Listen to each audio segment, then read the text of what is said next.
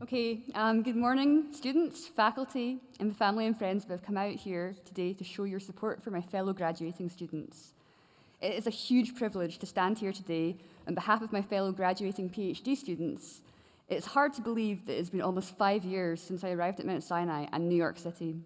At that time, the atmosphere in both the school and the city felt to me to be brimming with possibility, and I'm happy to be able to stand here now and reflect on all that has yielded. At that time, we began an immersive period of both professional and personal growth that, while challenging, has borne some incredible accomplishments, and it's a daunting task to attempt to sum this experience up in 5 short minutes. The individual achievements of the students graduating here today are truly remarkable. Our thesis work has involved major advances in our field, the development of new methods for discovery, translational breakthroughs, the impact of which, in some cases, is already being felt in the clinic, as well as innovative studies that have gone on to influence public health policy. These achievements are a testament to the ambition, creativity, rigor, and perseverance of each of us as individuals. And given that we're in a discipline where progress can so often feel painfully incremental, I think it's important that we reflect on this today. When discussing these achievements, it is important to also acknowledge the deans, administration, faculty, and most importantly, our mentors at Mount Sinai, for fostering the environment of tolerance, compassion, and support that allows us to do the best research possible. In some cases, these individuals have chosen to be truly inspiring mentors and pillars of support for the student body.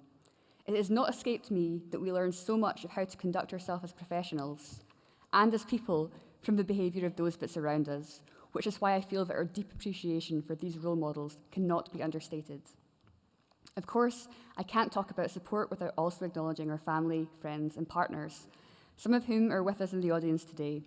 It requires a great deal of patience to stand by someone through a process as deeply involving as graduate school, where so much of what occupies their thoughts and time may seem esoteric, opaque, and unrelatable. I think I can speak for us all when I say it would be hard to imagine finishing a PhD without the support of you all, and this day is as much a celebration of you and our gratitude for all you've done than it is a celebration of us. Most importantly of all, I want to acknowledge our fellow graduate students who support one another in numerous ways, from giving advice to attending each other's talks to advocating for one another in meetings, or even simply helping to troubleshoot benchwork or code, or sitting in Guthrie Inn, lending an ear to complaints of particularly bad days in lab and failed experiments. This environment of support is crucial in a field that is, by its very nature, punctuated by repeated setbacks and failures, and a period in our careers and our lives where we are particularly vulnerable.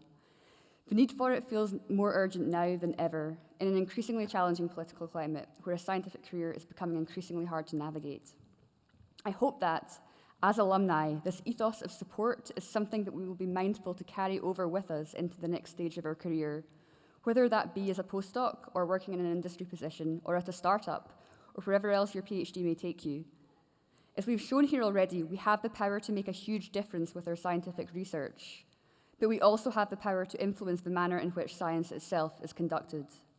And we have a professional responsibility to create an environment where everyone feels welcome and supported, allowing for our colleagues to do their best possible work. Beyond this, we have a civic duty to ensure that these values are also championed and protected in the world at large. The scientific historian and immigrant Jacob Bronowski once said, "These are the marks of science, that it is open for all to hear, and all are free to speak their mind in it. They are the marks of the world at its best, and the human spirit at its most challenging." Having gotten to know many of you over the years, I have no doubt that you will carry forth these sentiments in both your attitude and your actions, wherever you may go from here. With that, I would like to say again that it has been a privilege speaking for you here today, and a greater privilege still working with you over the past few years. I wish you all the happiness and success that you deserve.